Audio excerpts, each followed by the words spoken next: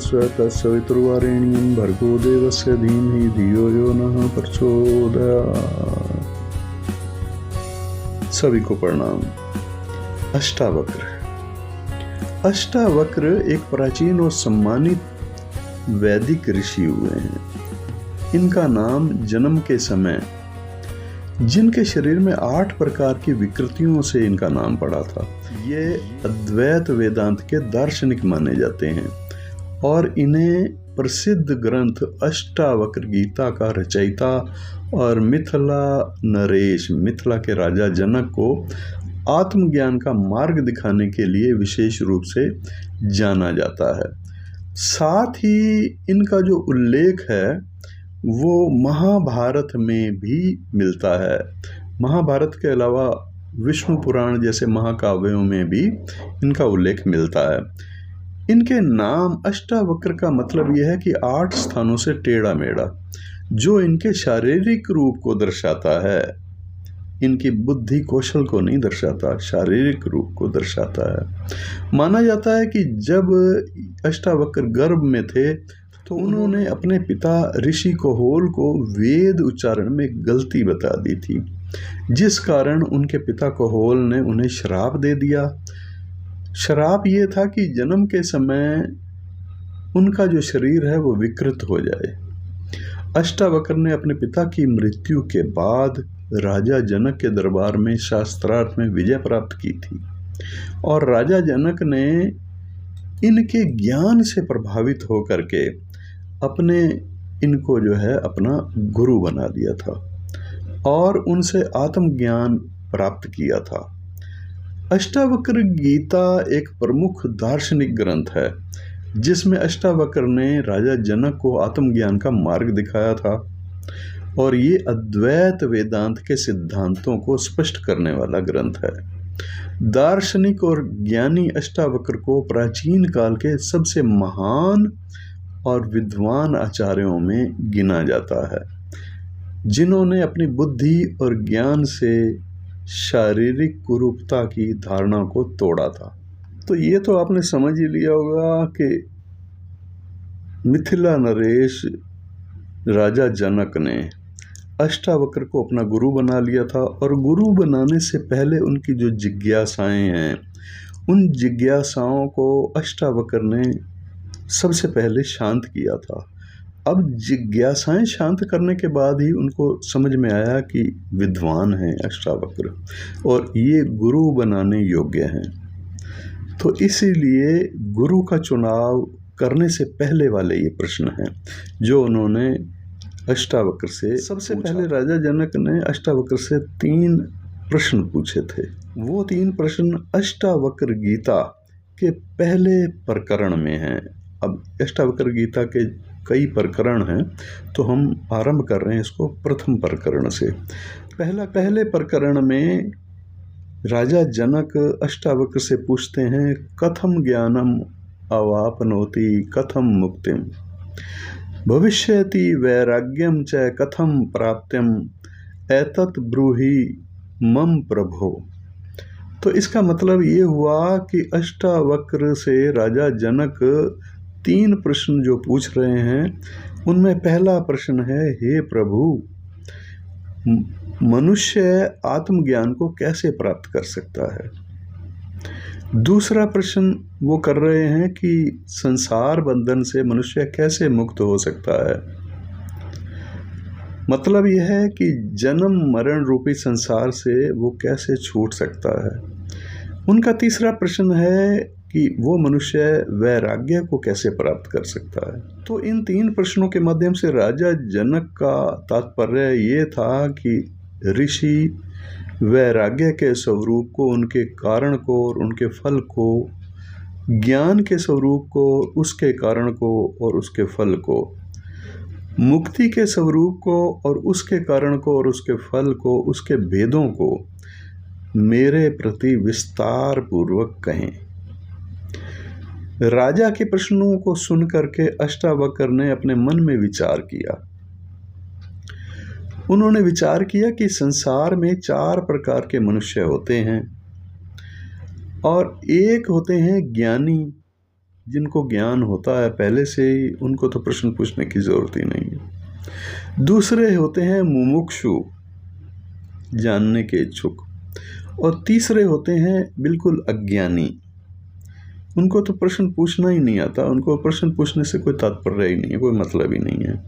और चौथे होते हैं मूढ़, जो थोड़ा बहुत जानते भी हैं लेकिन मन से चलते हैं, वो अपने मन के अनुसार चलते हैं। उनको मन हुआ तो कुछ पूछा, मन हुआ तो माना, मन हुआ तो नहीं माना। तो ये चारों में से राजा तो ज्ञानी नहीं है। अगर ज्ञानी होता तो प्रश्न ही नहीं पूछता, क्योंकि जो संशय और विपर्य से रहित है और आत्म आनंद के आनंदित होता है, वही ज्ञानी होता है। परंतु राजा ऐसा नहीं है, और ये संशय करके वो युक्त भी है, मतलब उसको संशय भी है, और अज्ञानी भी नहीं है वो, क्योंकि जो विपर्य ज्ञान और असंभावना आदि को युक्त होता है इनसे, उसका नाम अज्ञानी होता है। परंतु राजा ऐसा भी नहीं है, और इसके चित्त में स्वर्ग आदि फलों की कामनाएं भरी हुई हों, उसका नाम अज्ञानी होता है। परंतु राजा ऐसा भी नहीं है। यदि ऐसा होता तो यज्ञ आदि कर्मों के विषय में विचार करता, सो तो इसने किया ही नहीं है। इसमें मूढ़ बुद्धि वाला भी कोई लक्षण नहीं है, क्योंकि मूढ़ बुद्धि वाला होता तो वह कभी भी महात्मा को दंडवत प्रणाम नहीं करता, किंतु ये अपनी जाति और अपने धन आदिकों के अभिमान से ही मरा जाता है। सो ऐसा भी राजा नहीं लगता। हमको महात्मा जान करके, हमारा सत्कार करके, अपने भवन में ला करके और संसार बंधन से छूटने की इच्छा करके, जिज्ञासुओं की तरह ये राजा ने प्रश्नों को जानना चाहे, प्रश्न के उत्तर को जानना चाहा है। इसी से सिद्ध होता है कि राजा जो है वो जिज्ञासु है। और इसका मतलब, जिज्ञासु का मतलब मुमुक्षु है। जो चार बातें सबसे पहले मन में सोची थी अष्टावक्र ने, उनमें मुमुक्षु है राजा, वहाँ पर उन्होंने उसको निश्चय किया। और आत्मविद्या का पूर्ण अधिकारी भी है। अगर मुमुक्षु है, जिज्ञासु है, तो वो अधिकारी भी है उस विषय को जानने का, उस विद्या को जानने का। और साधनों के बिना आत्मविद्या की प्राप्ति हो नहीं सकती। इस वास्ते अष्टावक्र पहले राजा के प्रति साधनों को कहते हैं। साधन यानी जिनके बिना कोई सफलता प्राप्त नहीं हो सकती। तो आगे दूसरा जो श्लोक है उसमें यह है कि राजा जनक के प्रश्न के उत्तर में अष्टावक्र क्या कहते हैं, इसको सुनिए। मुक्तिम इच्छति चेत तात विषयान विश्वत त्यज्य। इसका मतलब ये है कि अष्टावक्र जनक जी के प्रति कहते हैं कि हे तात, यदि तुम संसार से मुक्त होने की इच्छा रखते हो तो चक्षु यानी नेत्र, रसना यानी जिह्वा, चक्षु रसना आदि 5 ज्ञान इंद्रियों के जो शब्द स्पर्श आदि 5 विषय हैं, उनको तू विष की तरह त्याग दे।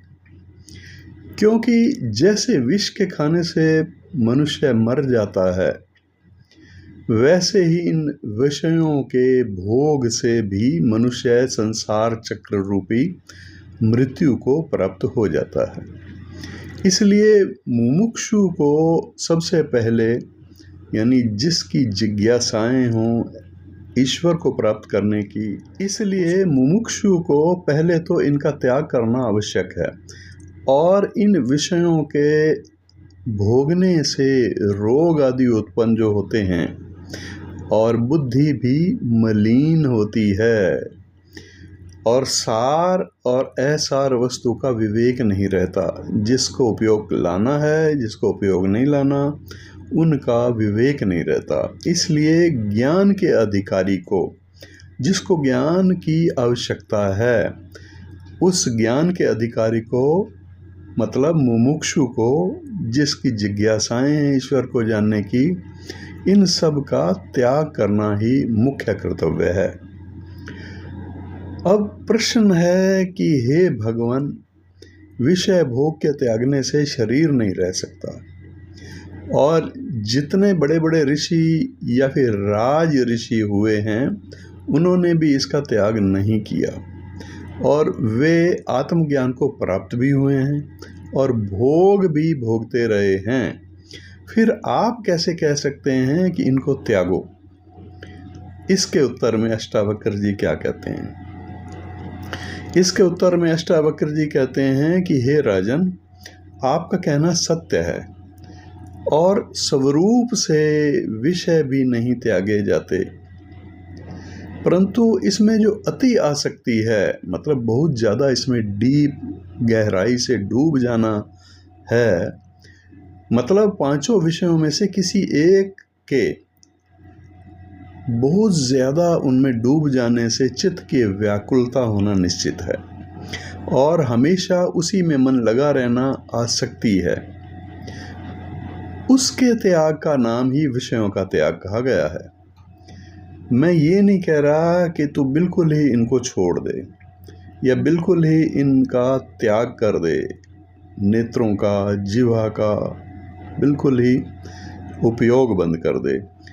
मैं तो ये कहता हूँ कि इनका अधिकता से उपयोग मत कर, इसके त्याग का यही मतलब है। और जो प्रारब्ध भोग से प्राप्त हो, जितना ज़रूरी हो, उसी में संतुष्ट होना सीखना चाहिए। लोलुप ना होना चाहिए, मतलब किसी को देख करके, कई बात होता है ना, स्वादिष्ट भोजन को देख करके लार टपकने लग जाती है, तो इस तरह से लोलुप ना होना चाहिए, और उनकी प्राप्ति के लिए सत्य असत्य का प्रयोग या भाषण भी नहीं करना चाहिए। ये उन्होंने कहा।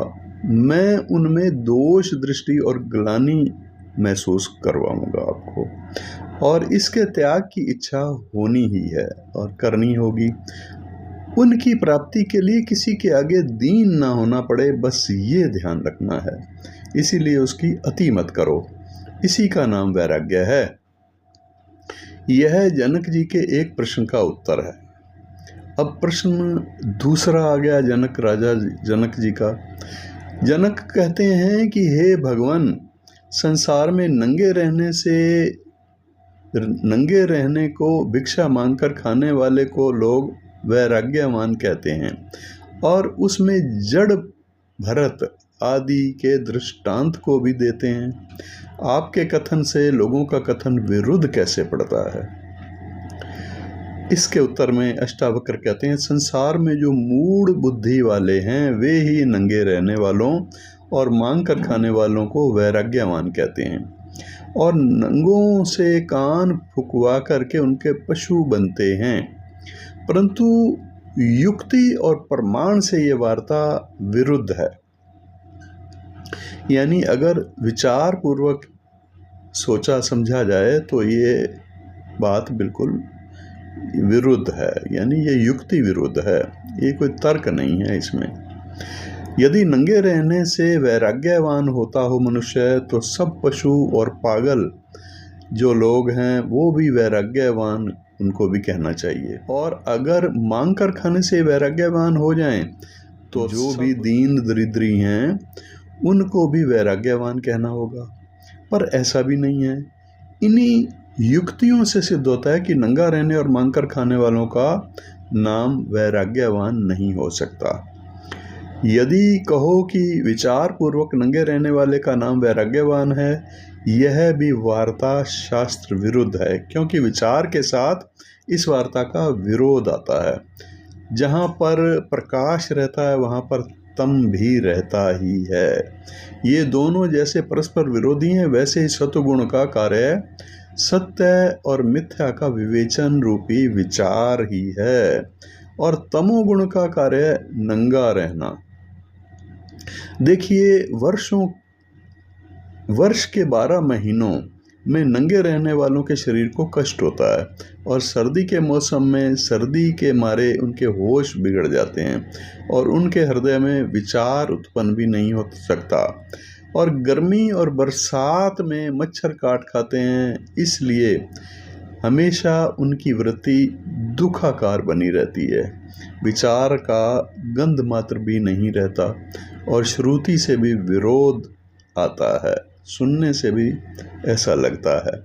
यदि विद्वान ने आत्मा को जान लिया है, वह आत्मा ब्रह्म में ही हूँ, तब इसका इच्छा करता हुआ और किस कामना के लिए शरीर को तपाएगा?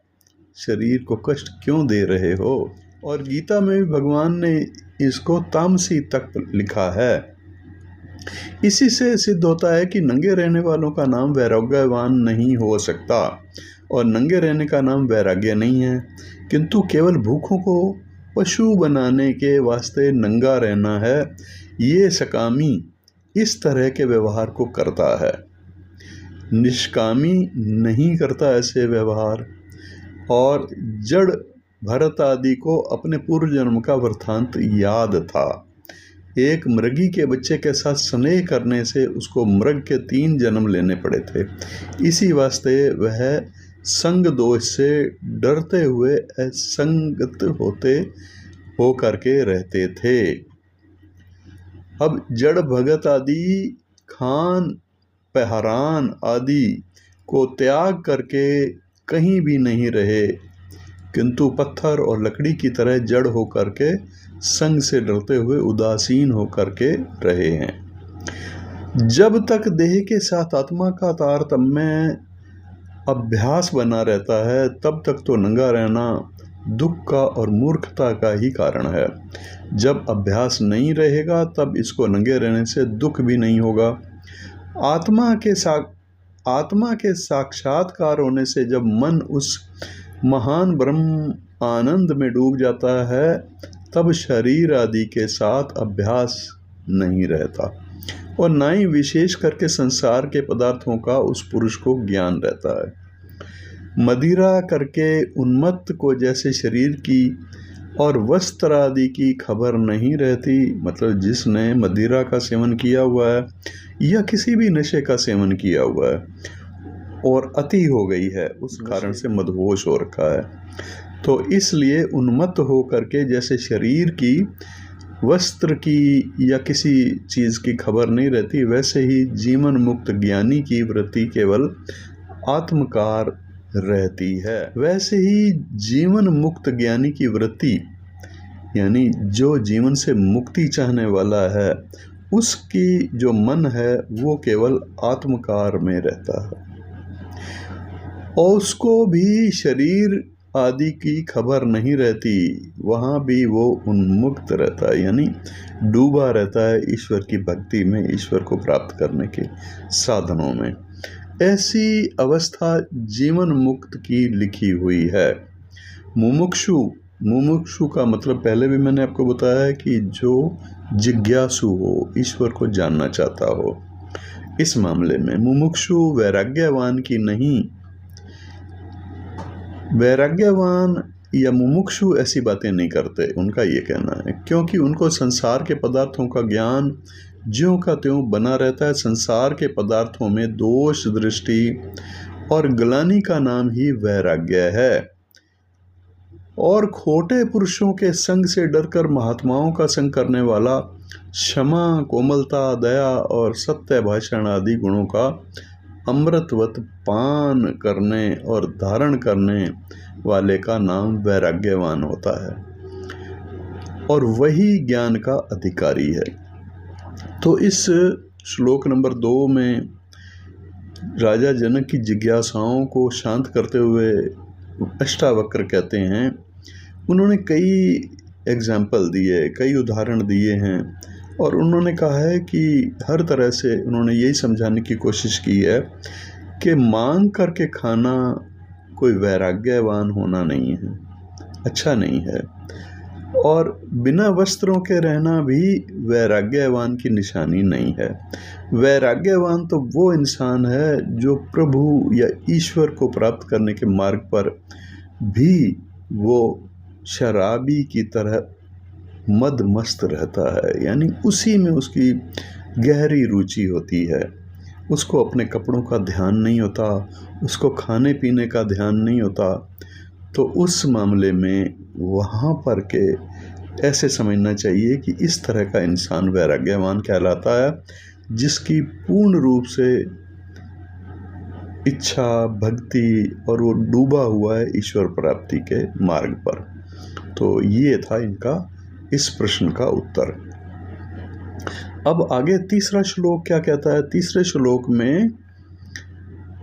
श्लोक में कहा गया है कि ना पृथ्वी न जलम अग्नि न वायु ध्यो न वा भगवान ऐशाम साक्षिणम आत्मानाम चिद्रूपम विद्धि मुक्ते।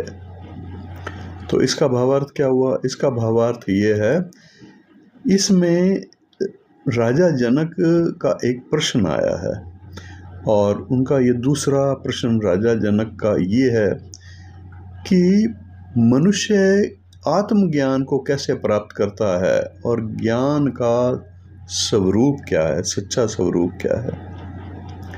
इसके उत्तर में अष्टावक्र ऋषि कहते हैं कि अनादि काल से, यानी कुछ नहीं पता कब से,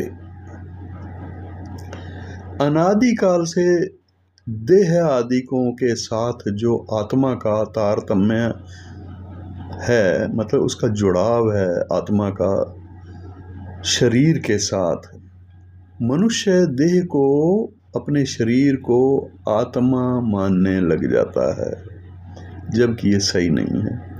यानी शरीर को आत्मा मानने लग जाता है। लंबे समय तक वो अपने शरीर को ही देखता है, शरीर के बारे में ही ज़्यादा जानता है और इसी से जन्म मरण रूपी संसार चक्र में बार बार भ्रमण करता रहता है। और इस अध्यास का कारण अज्ञान है। इस अज्ञान की निवृत्ति आत्मज्ञान करके हो सकती है और अज्ञान की निवृत्ति से अध्यास की भी निवृत्ति हो जाती है। मतलब अपने शरीर को ही सब कुछ समझना, इससे निवृत्ति होना ज़रूरी है, ये उन्होंने कहा है इस श्लोक के भावार्थ में। इसी वास्ते ऋषि जी प्रथम कार्य के सहित कारण की निवृत्ति का हेतु जो आत्मज्ञान है, उसी को ऋषि ने कहा है, अष्टावक्र ऋषि ने कहा है। और अष्टावक्र ऋषि ने कहा है कि हे राजन, तुम पृथ्वी नहीं हो और ना ही तुम जल रूप हो और ना ही तुम अग्नि रूप हो, ना तुम वायु रूप हो और ना तुम आकाश रूप हो। मतलब इन पांचों तत्वों में से कोई भी तत्व तुम्हारा स्वरूप नहीं है, वास्तव में स्वरूप नहीं है, ये उन्होंने समझाने की कोशिश की। और पांचों तत्वों का समुदाय, पांचों तत्व मिला करके भी उनका समूह भी इंद्रियों का विषय जो ये स्थूल शरीर है, उन तत्वों, पांचों तत्वों को मिला करके जो शरीर तुम्हारा बना है, वह भी तुम नहीं हो।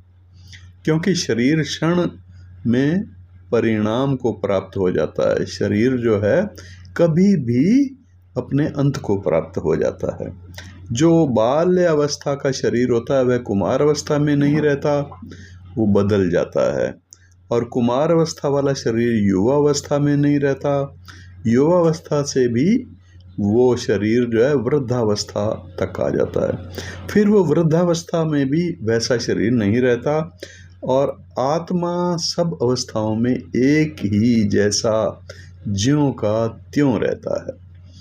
इसी वास्ते युवा और वृद्धावस्था में प्रत्यक्ष अभिज्ञान भी होता है। मतलब यह है कि मनुष्य कहता है कि मैं बाल्यावस्था में माता और पिता का अनुभव किया है, कुमार अवस्था में खेलता रहा हूँ, युवा अवस्था में स्त्री के साथ शयन किया है। अब देखिए, अवस्थाएं सब बदलती रहती हैं, पर अवस्था का अनुभव करने वाला आत्मा नहीं बदलता, वो हमेशा एक जैसा रहता है। किंतु एक रस ज्यों का त्यों ही आत्मा रहता है। यदि अवस्था के साथ आत्मा भी बदल जाता तब प्रत्यक्ष अभिज्ञान कदापि ना होता, क्योंकि ऐसा नियम है कि जो अनुभव का कर्ता होता है, दूसरे के देखे हुए पदार्थ का स्मरण दूसरे को नहीं होता। मतलब जो खुद देखा है उसी का ही आपको याद रहेगा, उसी का ही स्मरण होगा। इसी से सिद्ध होता है कि आत्मा देहादि से भिन्न है और देहादिकों का साक्षी भी है। जो देहादिकों से भिन्न है और देहादिक का साक्षी भी है। हे राजन, इसी चिद्र रूप को तुम अपना आत्मा जानो। जैसे घर वाला पुरुष कहता है, घर वाला मनुष्य कहता है मेरा घर है, पलंग है और मेरा बिछौना है, और वह मनुष्य जो घर और पलंग आदि से जैसे जुदा होता है वैसे ही परेशान हो जाता है, वैसे पुरुष कहता है कि मेरा शरीर है और ये मेरे इंद्रियां आदि हैं। जो शरीर और इंद्रियों का अनुभव करने वाला आत्मा है वह शरीर इंद्रियादि से अलग है और उनका साक्षी है केवल। तो ये प्रत्यक्ष तुम्हारा आत्मा है, यही ब्रह्म है, यही ईश्वर है। अष्टावक्र जी कहते हैं कि हे जनक, पृथ्वी आदि जो 5 भूत हैं, 5 तत्व हैं, उनका कार्य स्थूल शरीर से है, स्थूल शरीर से उनका मतलब है, और इंद्रिय और उनके विषय शब्द आदि इन सब से तू अलग है और सबका तू साक्षी लेकिन है। ऐसे निश्चय का नाम ही आत्मज्ञान है। आत्मज्ञान के स्वरूप को अष्टावक्र जी जनक जी के प्रति कह करके अब मुक्ति के स्वरूप और उपाय को कहने लगते हैं। तो अष्टावक्र कहते हैं, यदि देहम पृथक्यम चिति विश्राम्य तिष्ठसि अधुना एवं सुखी शांत बंध मुक्त भविष्यति। इसका मतलब यह है कि हे राजन, जब तू देह से आत्मा को पृथक विचार करके अलग मान करके और अपने आत्मा में चित्त को स्थिर करके स्थिर हो जाएगा, तब तू सुख और शांति को प्राप्त होगा। जब तक चिद्र ग्रंथि यानी अपने शरीर को ही सब कुछ मानेगा तो नाश उनका हो जाना है शरीर का। मतलब परस्पर जो अभ्यास है आपका अपने शरीर के साथ, उसका तो नाश हो जाना है, आत्मा का कभी नाश नहीं होना। तब तक ही जीवन बंधन में है जब तक तुम्हें संसार से मोह है। ये कहना है अष्टावक्र जी का जनक जी को। जिस काल में आपका इधर से विमुक्ति हो जाएगी उस काल में जीव मुक्त हो जाता है। तो ये कहा गया है आगे भी, मोक्ष का किसी को लोकांतर में निवास नहीं है और ना ही किसी ग्रह या ग्राम के भीतर मोक्ष का निवास है, किंतु चिद्र ग्रंथि का नाश ही मोक्ष है। मतलब आपके मन के अंदर जो ये आपने सोच लिया है कि जो मैं शरीर हूँ, शरीर के अंग हैं, शरीर की इंद्रियां हैं, उन्हीं से मैं हूँ बना हुआ, 5 भौतिक तत्वों से मैं बना हुआ हूँ, यही मैं हूँ। लेकिन ऐसा नहीं है, इसका तो नाश हो जाना है। अर्थात जड़ चेतन का जो परस्पर अध्यास है, उस अध्यास करके जो जड़ अंतःकरण के कर्तव्य भोक्ताद्वी धर्म हैं, मतलब जो उसके धर्म का मतलब यहाँ पर यह है कि जो उसका स्वभाव है, वे आत्मा में प्रतीत होते हैं। और आत्मा के जो चेतन आदि धर्म हैं, आत्मा के जो स्वभाव हैं नैसर्गिक, यानी जो उसका कुदरती स्वभाव है आत्मा का, आत्मा आदि का जो स्वभाव है, तो आत्मा में वो प्रतीत होता है। और आत्मा के जो चेतन आदि कर्म हैं, धर्म हैं, वे भी अग्नि में तपाए हुए लोह पिंड की तरह हैं। अंतःकरण में प्रतीत होते अंतःकरण में प्रतीत होने लगते हैं, यानी जब लोहे का पिंड अग्नि में तपाया हुआ लाल हो जाता है और हाथ लगाने से वह हाथ को जला देता है, तब लोग ऐसा कहते हैं, देखो ये अग्नि कैसा गोलाकार है, कैसा ये ज्वलनशील है, लोहा कैसे जलता है। परंतु जलना धर्म लोहे का नहीं है और गोलाकार धर्म अग्नि का नहीं है, किंतु परस्पर दोनों का तारतम्य यानी दोनों का एक दूसरे के साथ मिल जाना, अग्नि का और लोहे का दोनों का एक रूप हो जाना, इससे अग्नि का जलाना धर्म यानी उसका मुख्य स्वभाव पता लगता है। ये लोहे में आ जाता है और लोहे का जो पिंड है, जो गोलाकार है या रॉड है, उसमें अग्नि में वो समा जाता है, यानी अग्नि से एकजुट हो जाता है। वैसे ही अंतःकरण के साथ आत्मा का तारतम्य है। आपका जो शरीर है, आपके अंदर जो विचार चल रहे हैं, उसका आत्मा से संबंध है। संबंध होने से जब आत्मा के चेतन आदि धर्म का मतलब उसका स्वभाव, अंतःकरण में ये स्वभाव आ जाते हैं और अंतःकरण के कर्तव्य भोक्त तत्वादि धर्म आत्मा में चले जाते हैं, तब मनुष्य अपने आत्मा को कर्ता और भोक्ता मानने लग जाता है और उसी से जन्म मरण रूपी बंधन को प्राप्त हो जाता है। जब आत्मज्ञान करके अपने को अकर्ता मानता है, अभोक्ता मानता है, शुद्ध और असंग मानता है, मतलब उसके साथ मैं नहीं जुड़ा हुआ, और कर्तव्य आदि अंतःकरण का धर्म मानता है, जो भी उसको ईश्वर से मिला है पूर्व जन्मों के कर्मों के अनुसार प्रारब्ध, उसके साथ चलता है, उसी के अनुसार चलता है। जैसी ईश्वर की इच्छा हो वैसे वो प्रसन्न रहता है। तब स्वयं साक्षी होकर के अंतःकरण का भी प्रकाशक हो जाता है और तब ही इस जो जुड़ाव है अपने शरीर से, उस जुड़ाव का नाश हो जाता है। अध्यास यानी जुड़ाव को यहाँ पर अध्यास का नाम दिया गया है। इसका नाश ही मुक्ति है। इसके अतिरिक्त मुक्ति कोई वस्तु नहीं है। जनक जी कहते हैं कि हे भगवान, न्यायिक और भी आत्मा को कर्ता भोक्ता और सुख दुख आदि का धर्मों वाला मानते हैं। जो न्याय शास्त्र को जानने वाले हैं, जो अध्यात्म शास्त्र को जानने वाले हैं, या कुछ लोग ऐसे हैं जो कि आत्मा को कर्ता मानते हैं और भोक्ता और सुख आदि स्वभाव वाला मानते हैं। और पुरुष भी, मनुष्य भी ऐसा ही कहता है, मैं करता हूँ, अर्थात यज्ञ आदि कर्मों का कर्ता और उसके फलों का भोक्ता भी अपने को मानता है मनुष्य। तब फिर वह जीवात्मा अकर्ता और अभोक्ता होकर के मुक्त कैसे हो सकता है? इसके उत्तर में अष्टावक्र जी कहते हैं, आगे फिर श्लोक नंबर 5 में वो कहते हैं कि न तुम विप्रादिक वर्ण, न आश्रमी, न अक्षर गोचर, असंग असि निराकार, विश्वास साक्षी सुखी भव।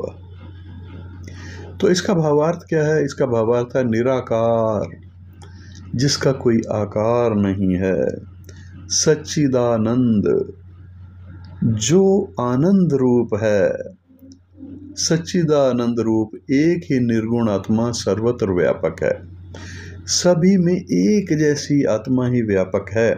जैसे एक ही आकाश सर्वत्र व्यापक है, परंतु घट में, मठ में, चाहे लोटा हो चाहे घड़ा हो, इनमें उपाधियों के भेद करके, मतलब उसके जिस आकार में उसको ढाल लिया जाए, घटाकाश मठाकाश ऐसा प्रतीत होता है, और उपाधिकों के भेद करके आकाश का भी भेद प्रतीत होता है। जिस शेप में आप देख रहे हो आकाश को, उसी शेप का वो आपको दिखाई देता है। यहाँ पर ये कहना है अष्टावक्र जी का।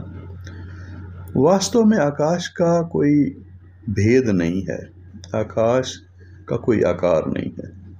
वैसे ही एक व्यापक आत्मा का अंतःकरण रूपी उपाधियों के भेद करके भेद प्रतीत होता है, पर वो भेद भी नहीं है।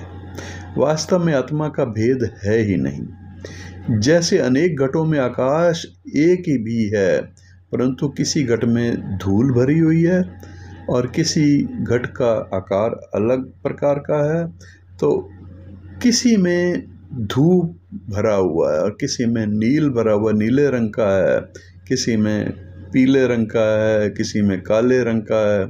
तो जैसे रंग वाला वो कांच का बर्तन होगा या कोई घट होगा, वो पदार्थ उसमें भरे हुए या फिर होंगे, उन पदार्थों के कारण से आकाश यानी खाली जगह का भी वास्तविक संबंध उससे ना होने के कारण भी वो उसी प्रकार का प्रतीत होगा।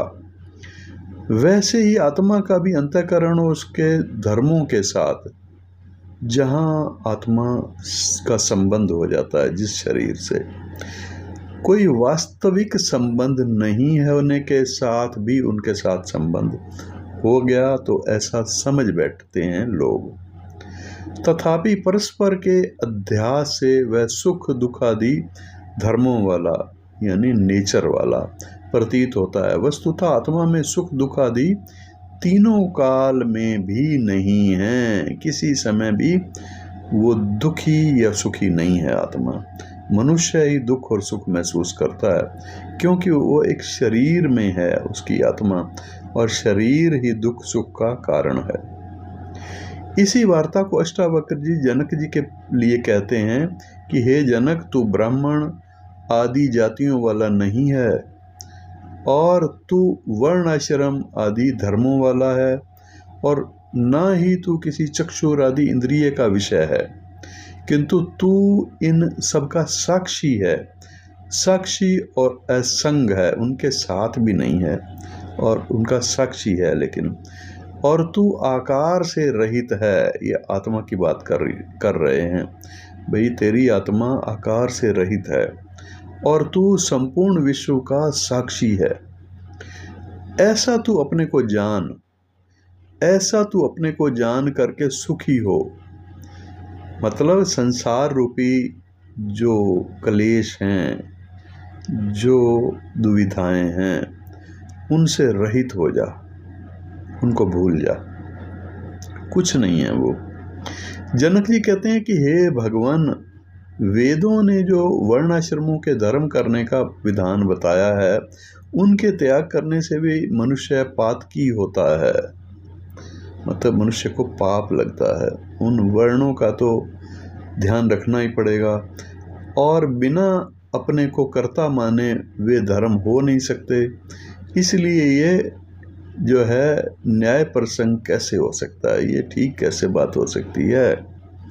अब अष्टावक्र कहते हैं कि हे राजन, वेद ने जितने वर्ण शर्मादि के धर्म कहे हैं, वे सब अज्ञानी मूर्ख के लिए कहे हैं, वे ज्ञानी के और मुमुक्षु के लिए नहीं है। यहाँ बड़ी सुंदर बात अष्टावक्र जी कहते हैं कि ये जो वर्ण आश्रम आदि धर्म हैं, कोई ब्राह्मण है, कोई क्षत्रिय है, कोई वैश्य है, कोई शूद्र है, ये धर्म जो कहे गए हैं, ये सब अज्ञानी और मूर्खों के लिए हैं।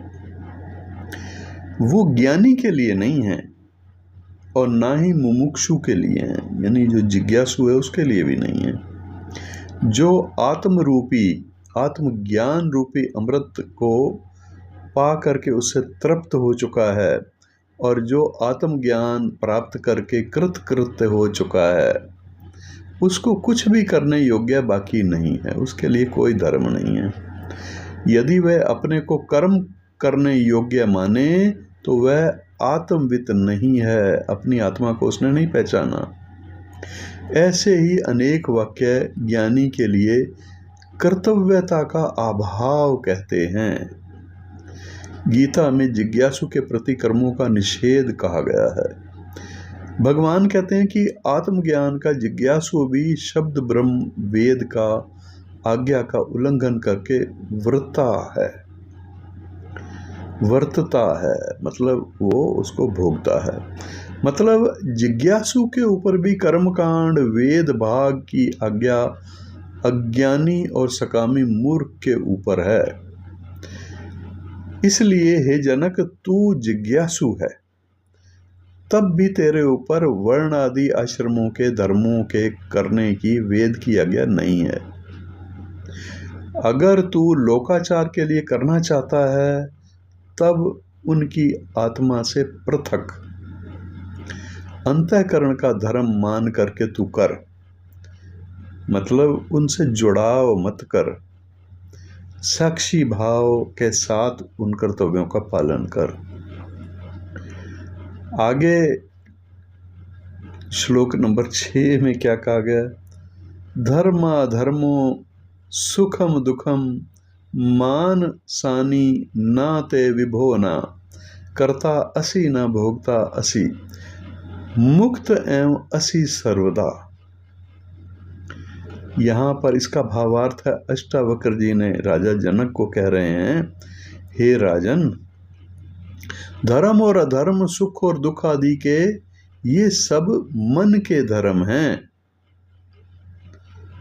धर्म और अधर्म ये जो समझता है, ये सुख को समझता है, धर्म को मानता है, अधर्म और धर्म में भेद जानता है और दुख महसूस करता है, ये सब मन के कर्तव्य हैं। और तुझ व्यापक आत्मा के नहीं है। अगर तू अपने आप को आत्मा मानता है, शरीर नहीं मानता, तो ये तुम्हारे लिए नहीं है। मतलब तेरा स्वरूप व्यापक है और इसके ये सब धर्म नहीं है, ये सब कर्तव्य नहीं है, किंतु परिच्छिन्न मन के सब धर्म हैं। जो उसको आत्मा को नहीं पहचाना, उसके लिए ये कर्तव्य हैं। इसलिए ना तू करता है और ना तू भोगता है, ना तू किसी कार्य को करने वाला है और ना ही उस कार्य के परिणाम को भोगने वाला है, किंतु तू सर्वदा मुक्त स्वरूप है। हमेशा तू मुक्त भाव, साक्षी भाव वाला है। फिर भी उसी वार्ता को दृढ़ करके अष्टावक्र कहते हैं, आगे जो श्लोक है उसमें उन्होंने कहा, एक दृष्टा असि सर्वस्व, मुक्ति प्राय असि सर्वदा, अक्षम एवं ही ते बंध, दृष्टारम पश्यसि इतरम। तो इसका भावार्थ क्या है? हे राजन, तू ही एक सच्चिदानंद और परिपूर्ण रूप से सबका दृष्टा है। अब आत्मा को वो कह रहे हैं, आत्मा के लिए ये कहा जा रहा है, राजा जनक के भौतिक शरीर के लिए नहीं कहा जा रहा। हे राजन, तू ही एक सच्चिदानंद और परिपूर्ण रूप से सबका दृष्टा है, सबको दिखने वाला और सर्वदा मुक्त स्वरूप है। तेरे में तीनों काल में बंध नहीं है, तेरे साथ कोई बंधन नहीं है। जैसे सूर्य में तीनों काल में तम नहीं है, वैसे ही तू स्वयं प्रकाश और स्वयं जगत का दृष्टा है। और जो तू अपने को दृष्टा ना जान करके अपने से भिन्न किसी को दृष्टा मानता है, तो ये तेरे में बंधन है। इसका मतलब अभी बंधन छूटे नहीं हैं संसार से, मोह माया से। जनक जी कहते हैं, हे भगवान, सारे संसार में सब लोग अपने से भिन्न कर्मों का साक्षी और दृष्टा मानते हैं और अपने को कर्मों का कर्ता मानते हैं। फिर वे सब ऐसा क्यों मानते हैं और अपने से भिन्न दृष्टा और कर्मों के फल के प्रदाता को क्यों नहीं मानते?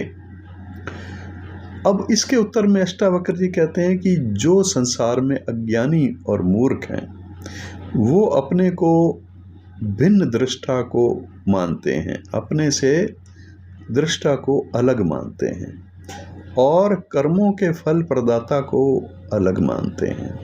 और अपने कर्मों का कर्ता और फल का भोक्ता मानते हैं। ज्ञानवान ऐसा नहीं मानते। इसके बाद श्लोक 8वां श्लोक आ जाता है। 8वें श्लोक में क्या कहा गया? अहम कर्ता इति अहम मान महाकृष्णादि शिंसना अहम कर्ता इति विश्वासामृतम पीत्वा मुखी भवा। तो इसका भावार्थ है कि हे जनक, अष्टावक्र जनक से कह रहे हैं, हे जनक, अहंकर्ता, मैं इस कर्म का कर्ता हूँ और मैं इसके फल को भोगूंगा।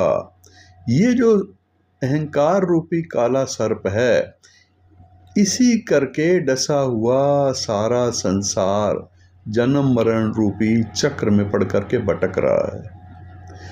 और तू भी इस अहंकार रूपी सर्प के द्वारा डसा हुआ अपने को कर्ता और भोक्ता मान बैठा है।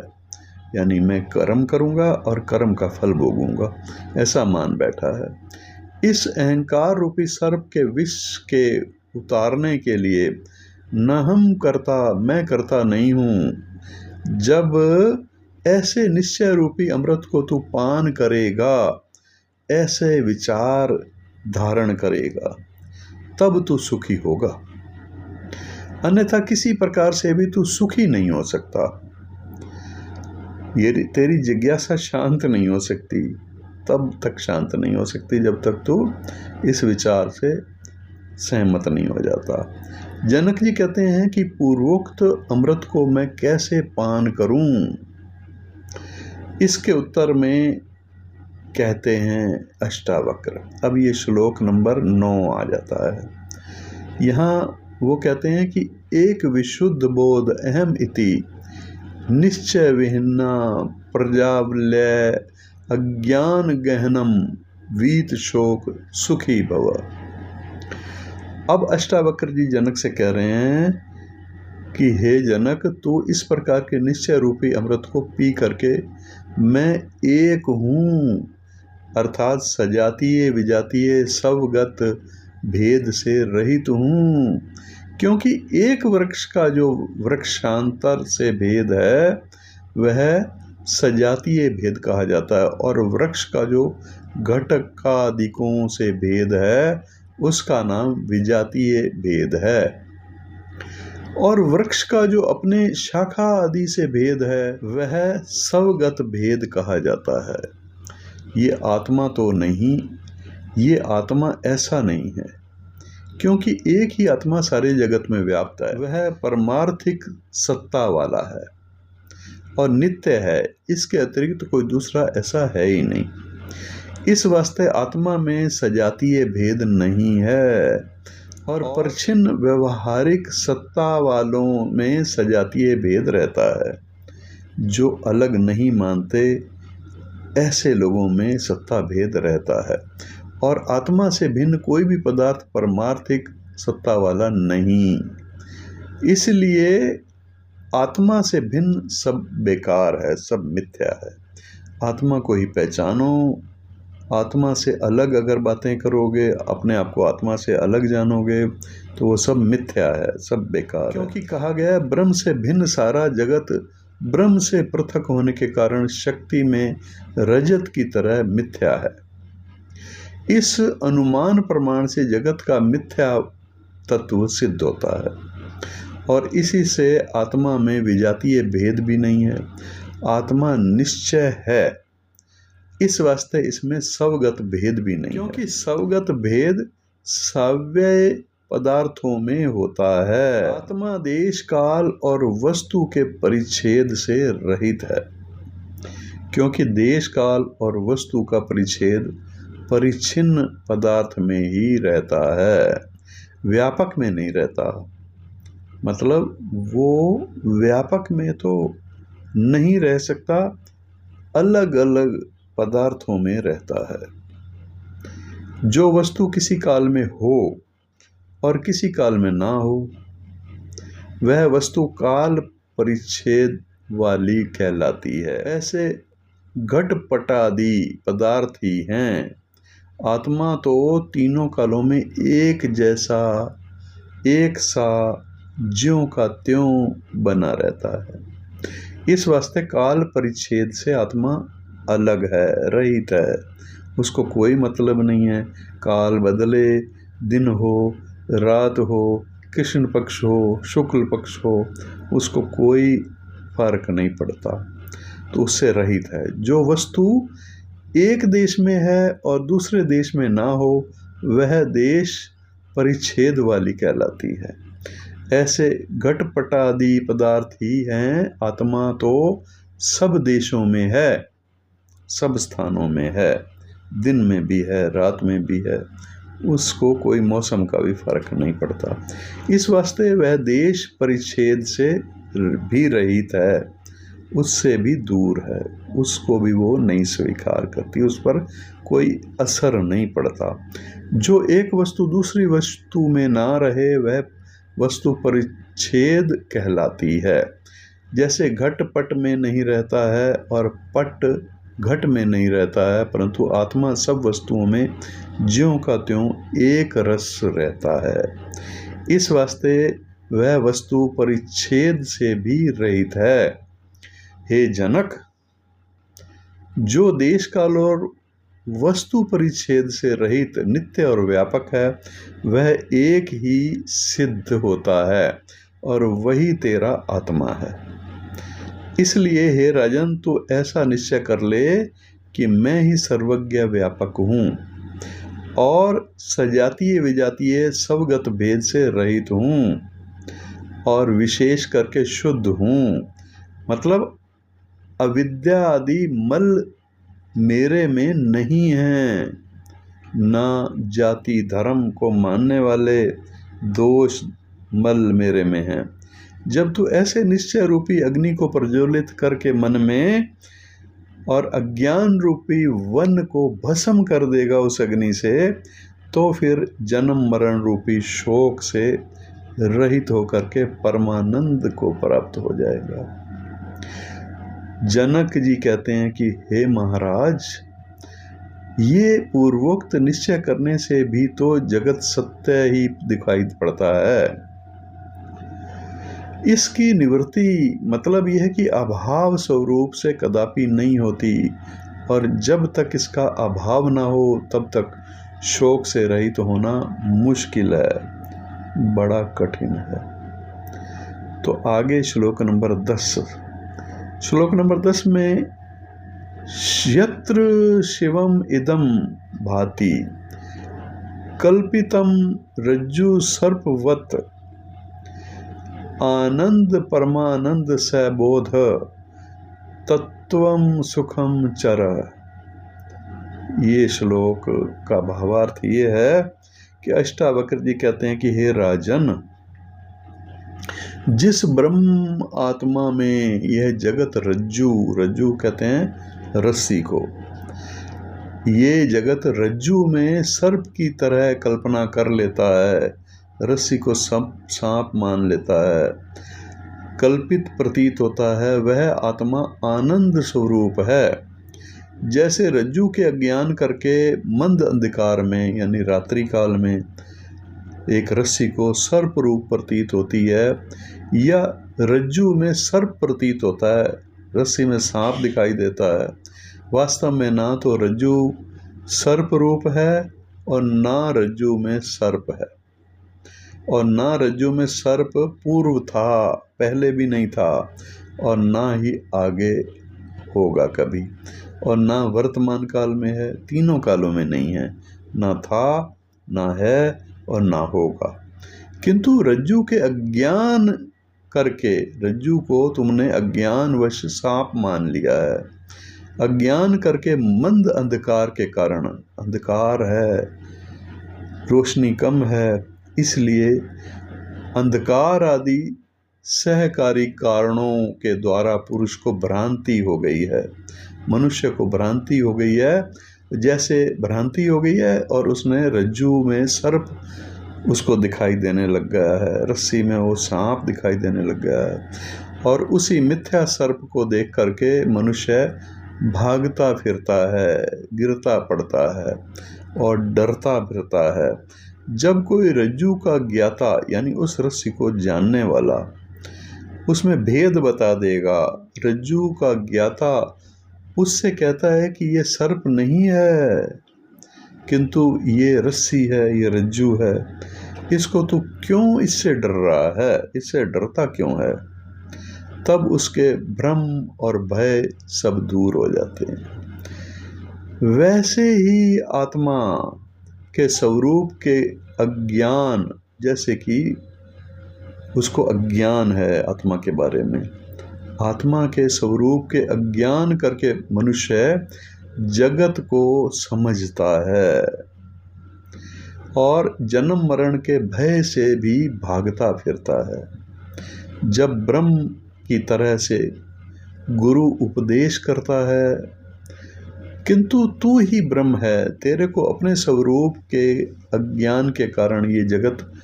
प्रतीत हो रहा है और वास्तव में ये जगत मिथ्या है और तीनों कालों में तेरे लिए नहीं है। जैसे भूतकाल में भी नहीं था, वर्तमान काल में भी नहीं है, भविष्य काल में भी नहीं होगा।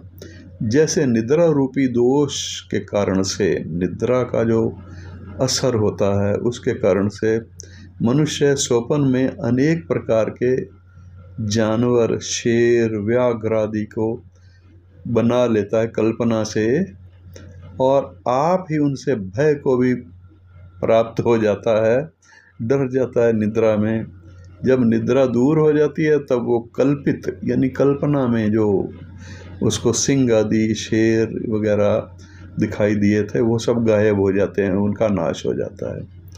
वैसे ही हे जनक, तेरे ही अज्ञान करके ये संपूर्ण जगत उत्पन्न हुआ है और जब तू अपने स्वरूप को यथार्थ रूप से जान लेगा तब जगत का भी अभाव हो जाएगा, जगत भी लुप्त हो जाएगा, गायब हो जाएगा। प्रश्न आगे फिर करते हैं राजा जनक, कहते हैं कि हे भगवान, यदि आत्मज्ञान प्राप्त करके अज्ञान और अज्ञान के कार्य रूप जगत का नाश हो जाता है तब तो अब तक जगत ना बना रहता। बहुत ज्ञानवान लोग हो चुके, उनमें से एक के ज्ञान के कारण से कार्य रूपी जगत का यदि नाश हो जाता तब तो फिर सब जीव और वृक्ष आदि सृष्टि भी ना होती, परंतु ऐसा तो नहीं दिखाई देता। किंतु जगत ज्यों का त्यों ही बना हुआ है, तब फिर आप कैसे कह सकते हैं कि अज्ञान के नाश से जगत का नाश हो जाता है। अब इसके उत्तर में अष्टावक्र जी कहते हैं कि हे राजन, जैसे जल की इच्छा से मनुष्य मृग मरीचिका के जल को देख करके उसके पास जाने का कार्य करता है, कोशिश करता है, परंतु जब आगे उसको जल नहीं मिलता तब किसी के बताने से ज्ञान हो जाता है कि यह ब्रह्म है और ब्रह्म को जान करके जो जल मुझे दिखाई दे रहा था वो जल नहीं है, तब आकर के वृक्ष के नीचे बैठ जाता है और फिर इधर को देखता है, तब फिर जल पहले की तरह दिखाई पड़ता है। जल तो दिखाई पड़ेगा लेकिन उसका भ्रम दूर हो गया, परंतु जल की इच्छा करके फिर उस तरफ नहीं दौड़ेगा वो इंसान, और ना ही वो जल नहीं मिला इसलिए परेशान भी नहीं होगा, दुखी नहीं होगा। जैसे ही उसको आत्मज्ञान हो गया है और जिसने ज्ञान दिया है, जिसने जान लिया है ये कि जगत मिथ्या है और ब्रह्म की तरह से वो प्रतीत होता है, वह फिर दुखी नहीं होता और ना ही उसमें उसकी आसक्ति होती है। किंतु जगत है उस सब को मिथ्या जानता है, बेकार जानता है ही नहीं ऐसा जानता है। उस मिथ्या तत्व के निश्चय का नाम ही जगत का नाश है। उस मिथ्या तत्व के नाश का नाम ही जगत का नाश है। हालांकि स्वरूप से इसका कदापि नाश नहीं होता, आपके मन में जो धारणा आ गई, जो विचार आ गए, उससे ये नाश हो गया।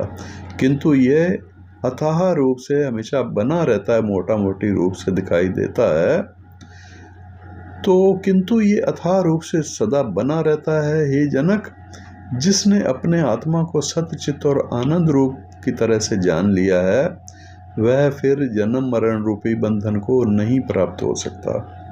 हे जनक, तू अपने को ही आनंद रूप और परमानंद बोध स्वरूप अर्थात ज्ञान स्वरूप जान और सुख से विचार कर। आगे फिर प्रश्न एक और आ जाता है। राजा जनक कहते हैं कि हे भगवान, अज्ञान एक है या अनेक हैं? इसके उत्तर में कहता है अज्ञान एक ही है। फिर अगला प्रश्न आ जाता है राजा जनक का। वो कहते हैं कि जब अज्ञान एक है, तब ये अज्ञान के नाश होने से उसके कार्य जगत का भी स्वरूप से ही नाश हो जाना चाहिए था। इसके उत्तर में अष्टावक्र कहते हैं, हालांकि अज्ञान एक ही है, फिर भी उसके कार्य तन्मात्रा और तन्मात्रा का कार्य अंतःकरण रूपी भाग अनंत हैं। जैसे आकाश एक है, पर अनेक घट रूपी उपाधियों के साथ वह अनेक भेद को प्राप्त होता है। जिस एंगल से उसको देखो वो वैसा ही दिखाई देता है। और जब घट रूपी उपाधि नष्ट हो जाती है, तब भी वही घट आकाश महाकाश में मिल जाता है। वैसे जिस अंतःकरण में ज्ञान रूपी प्रकाश उदय होता है, वही अंतःकरण नाश को प्राप्त हो जाता है। यही जीव जो अब तक बंधन में था, मुक्त हो जाता है। बाकी सब बंधन में पड़े रहते हैं। जैसे सोए हुए 10 पुरुष अपने अपने स्वप्नों को देख रहे होते हैं और उनकी निद्रा दूर हो जाती है, उसी का स्वप्न नष्ट हो जाता है और लोग अपने अपने स्वप्नों को देखते ही रहते हैं। जैसे सोए हुए 10 मनुष्य हैं और वो अपने अपने स्वप्नों को देख रहे हैं, और उसमें से एक की निद्रा दूर हो जाती है और उसका स्वप्न नष्ट हो जाता है, और दूसरे लोग अपने अपने स्वप्नों को देखते रहते हैं, देख रहे हैं। इसलिए हे राजन, अब तू अज्ञान रूपी निद्रा से जाग और अपने ज्ञान स्वरूप को प्राप्त होकर के सुखपूर्वक संसार में विचरण कर। फिर एक प्रश्न करते हैं राजा जनक और कहते हैं, जब सारा जगत रज्जू में सर्प की तरह कल्पित हो रहा है और मिथ्या है, तब फिर बंधन और मोक्ष पुरुष को कैसे हो सकता है? अब इसके उत्तर में श्लोक अगला है और श्लोक नंबर 11 है। मुक्ताभिमानी मुक्ता ही बद्धाभिमानी अपि कि वदन्ति अह सत्या इयम या गति सा गति भवेत्। तो इसका भावार्थ ये है कि हे जनक, बंधन का कारण अभिमान है। अर्थात मैं ब्राह्मण हूँ, मैं विद्वान हूँ और मैं क्षत्रिय हूँ। एक को होता है मैं विद्वान ब्राह्मण हूँ, दूसरे को हो रहा है कि मैं क्षत्रिय हूँ, तीसरे को हो रहा है मैं वैश्य हूँ, मैं शूद्र हूँ। जैसा जैसा जिसको अभिमान होता है, वैसे वैसे वे कर्मों को करके उनके फल का भोग प्राप्त करता है, और एक जन्म से दूसरे जन्म को भी इसी तरह से चला जाता है। और वही बंध्यमान, बंधा हुआ, संसार बंधन से बंधा हुआ, मोक्ष को ना जानने पहचानने वाला कहा जाता है, और जिसको ऐसा अनुभव होता है। अर्थात ना मैं ब्राह्मण हूँ, न क्षत्रिय हूँ, न वैश्य हूँ, न शूद्र हूँ, जो ये जान लेता है। मैं शुद्ध हूँ, माया मल से रहित हूँ, आकार से भी रहित हूँ, विकल्प से भी रहित हूँ और नित्य मुक्त हूँ। बंधन और मोक्ष ये सब मन के नेचर हैं, मन का स्वभाव है। मुझ में ये सब तीनों काल में नहीं है, किंतु मैं सबका साक्षी हूँ। ऐसे अभिमान वाला मनुष्य नित्य मुक्त हो जाता है, हमेशा मुक्त हो जाता है। इसी वार्ता को सभी जगह कहा गया है। अर्थात जो देह के अभिमान से, देह को अपना मान करके मनुष्यों को पाप होता है, वह पाप करोड़ों गौओं के वध करने से भी नहीं हो सकता, क्योंकि करोड़ों गौओं के वध करने वाले की शुद्धि के लिए शास्त्र में प्रायश्चित लिखा हुआ है, और प्रायश्चित करके करोड़ों गौओं का वध करने वाला भी शुद्ध हो सकता है। परंतु देहाभिमानी, अपने शरीर को ही सब कुछ मान लेने वाला, वो देह अभिमानी की शुद्धि के लिए शास्त्र में कोई भी प्रायश्चित नहीं लिखा हुआ। इसीलिए जाति, वर्ण आदि जो भी शरीर के धर्म हैं, उन धर्मों को जो आत्मा में मानने लग जाते हैं वो देहाभिमानी कहलाते हैं, और वे हमेशा बंधन से बंधे रहते हैं। और जो जाति वर्णों के धर्मों को आत्मा में नहीं मानते, किंतु अपने आत्मा को उनसे अलग मानते हैं, नित्य मुक्त मानते हैं, शुद्ध मानते हैं, बुद्ध मानते हैं, वो नित्य मुक्त हैं। क्योंकि हे राजन, शास्त्रों में दो दृष्टियां कही गई हैं, एक तो शास्त्र दृष्टि है, दूसरी लौकिक दृष्टि है। शास्त्र दृष्टि से तो देह आदि के चरम के अभिमानी का नाम ही चमार है, क्योंकि अपने को चरम का अभिमानी मानता है वो। और जो चरम के अभिमान यानी शरीर के अभिमान से रहित है, वही अपने को देह के सभी अंगों या देह से भिन्न मानता है, वही नित्य शुद्ध और बुद्ध मानता है अपने को, और वही मुक्त है संसार के बंधन से। लोग भी कहते हैं जैसी उनकी मति, मतलब बुद्धि अंतःकरण में, वैसी ही उसकी गति होती है। मतलब जैसा उसका निश्चय होता है वैसा ही उसको फल प्राप्त होता है। इसलिए हे राजन, तू भी अपने को शुद्ध और बुद्ध और मुक्त रूप निश्चय करके जान ले। जनक जी कहते हैं, हे भगवान, जीवात्मा को जो बंधन और मोक्ष हैं उसके साथ, वे दोनों वास्तव में हैं या अवास्तविक हैं। यदि बंधन वास्तव में हो तब तो उसकी निवृत्ति कदापि नहीं हो सकती, और मोक्ष ही वास्तविक हो तो जीव को बंधन कदापि नहीं होना चाहिए। इस शंका के उत्तर को आगे वाक्य में, अगले श्लोक में अष्टावक्र जी ने किस तरह से बताया है, ये हम नेक्स्ट 12 नंबर श्लोक में जानेंगे। अष्टावक्र गीता का श्लोक नंबर 12 से हम आगे इसके बाद वाले वीडियो में इसको जानेंगे।